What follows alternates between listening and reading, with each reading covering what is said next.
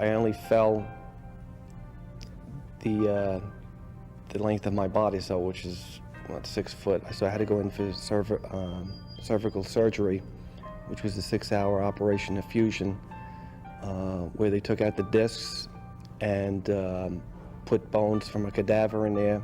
I have steel plates and screws in my neck, which limits my my ability to look up and down. I'm very active. Bungee jumps, skydives, rode motorcycles, played sports with my kids. Right now, I can't run, can't jump, still can't tie my shoes. It's put a hold on a lot and hard on the family. In far too many cases, when workers are injured or killed on the job, it's their loved ones who suffer the most. About 2 in the morning, I was awoken by someone screaming on the answer machine. I could hear his manager saying, "Millie, pick up, pick up." So finally, after he kept calling and woke me up, I answered, and he said that Dan had fallen and that he was in the hospital. We had an extremely happy marriage, which is rare, and I just miss him. I loved him so much, and he loved me so much that it's hard to believe that that wasn't going to be forever.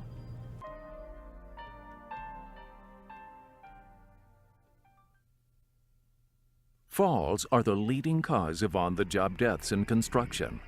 More than 1/3 of all deaths in construction are due to falls, and nearly 60% of fatal falls are from head injuries, traumatic injuries, and massive internal injuries.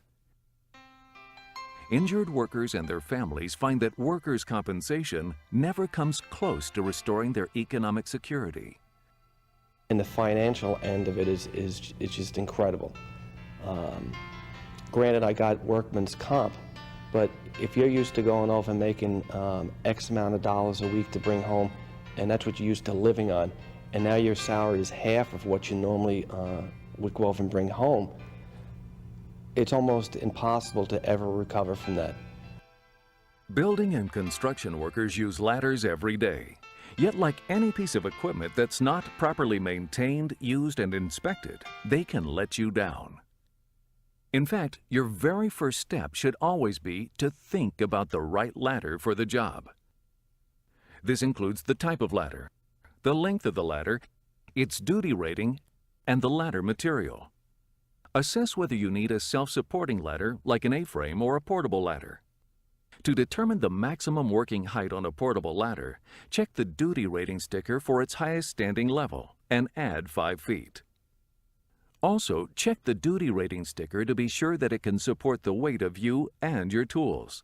Construction jobs should use Type 1, 1A, or 1AA, which hold up to 250, 300, and 375 pounds respectively. Here's a basic checklist of what to look for each and every time you set up a ladder. Check all of the ladder parts for cracks, bends, splits, or corrosion. Check all rungs and step connections. Make sure the feet work properly and have slip-resistant pads on the feet. Make sure rung locks and spreader braces are working. Be sure all bolts and rivets are secure. On extension ladders, make sure the rope and pulley work, and the rope is not frayed or tangled. Finally, make sure that the steps, rungs, and other ladder parts are free of oil, grease, and other materials. If you find any damage to a ladder, label it "Do Not Use" and remove it from the worksite for repair or disposal. You really got to weigh what you're going to get. You're taking a chance on this bad ladder for a day's pay, but look what's going to happen if maybe you'll get this day's pay if you get away with it.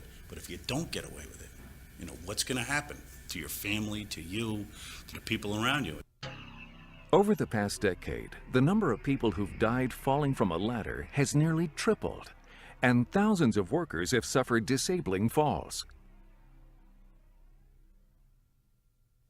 Ladder inspection and maintenance are important components of any fall protection program.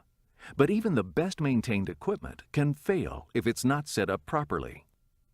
Here is a basic checklist for setting up a portable straight or extension ladder. The first step is to position the ladder in the safest location possible.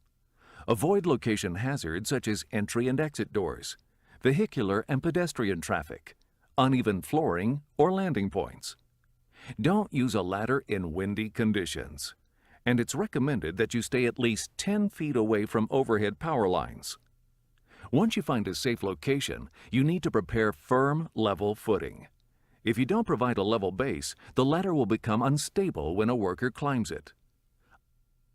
To set a ladder at the proper angle, the base should be 1 foot from the wall for every 4 feet in height. That makes a 75-degree angle. An easy way to estimate this angle is to put your toes at the ladder base and extend your arm. Your hand should just reach the ladder rungs. If the rungs are too close to you, the ladder angle is too steep. If the rungs are too far from you, the ladder angle is too broad. Make sure to extend the side rails at least 3 feet above the upper level. This allows you to move safely from the ladder to the landing. Brace or tie off the ladder near the base. If there is no structure to tie off to, then you can tie it off to a stake in the ground behind the ladder. While getting help to hold the ladder in position, secure the top of the ladder so that it cannot move away from the wall or move laterally. Lashing a rung to an anchor is one way to secure a ladder. Make sure the anchor will hold. Barricade or rope off the area around the bottom of the ladder to protect it from traffic. Keep the area around the ladder clear of any potential hazards. Clear away debris, clutter, and obstructions from the areas around the bottom and the top. A stepladder is not designed to work in the closed position and should never be used when leaning against a wall. Now that your ladder is positioned safely, you're ready to use it. Nothing to it, right? You've done it 100 times. But have you ever climbed the wrong side of the ladder, straddled it, or sat on top? Maybe you've walked the ladder to move it. In the construction industry, we all feel tempted to take shortcuts now and then. But shortcuts can end up taking more time, especially when there's an accident. The accident wouldn't have happened if we followed normal procedures, just one man on a ladder. Preventing accidents like this is why it's so important to follow this basic checklist for climbing a ladder each and every time. You must face the ladder whenever you step on it. Never climb up or down a ladder facing out. Follow the belt buckle rule by keeping your body centered within the side rails of the ladder. Use 3-point contact. This means that you have 2 hands and 1 foot, or 1 hand and 2 feet in contact with the ladder at all times. It's the safest and most sensible way to go up and down a ladder, and you'll always be sure to have at least 1 hand on the ladder. Carry no loads. Carry only small objects in a toolkit on your belt. You cannot carry any load that could cause you to lose your balance. Use hoists or chain falls to lift materials. Wait for the worker who went up the ladder before you to get all the way off at the top. Then you can climb. This rule applies when coming down the ladder too. To maintain stability while on the ladder, don't pull, lean, stretch, or make sudden moves. These could all cause you to lose your balance. And never try to take a shortcut by walking a ladder over to a new position. Be especially careful as you step onto and off of the ladder. To make sure you have the proper foothold at the top of the ladder, you should be able to fit your foot on the step closest to the upper landing without your toes hitting the wall. On straight or extension ladders, you can climb up only to the 4th rung from the top. No standing on top or top step of a step ladder. On an A-frame or step ladder, you can climb no higher than the 2nd step from the top. Never climb on the cross bracing, and never sit on any step, including the top. Construction is dangerous work, but we can make it less dangerous by doing as much as we can to work safely.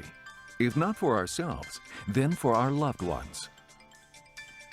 every day, make sure you do it correctly and put the ladder up right, check it, make sure it's not rotted and nobody gets on there with you. And otherwise, when that one accident happens, it's too late. You can't go back, like I said to my father a couple times. If you could just go back to that one day and just say, let me stay home today with the kids, how different everything would have been for everybody. There are no guarantees in life, but working the right way goes a long way toward a rewarding career and a prosperous future for you and your loved ones. So let's take as much pride in a job done safely as we do in a job done well.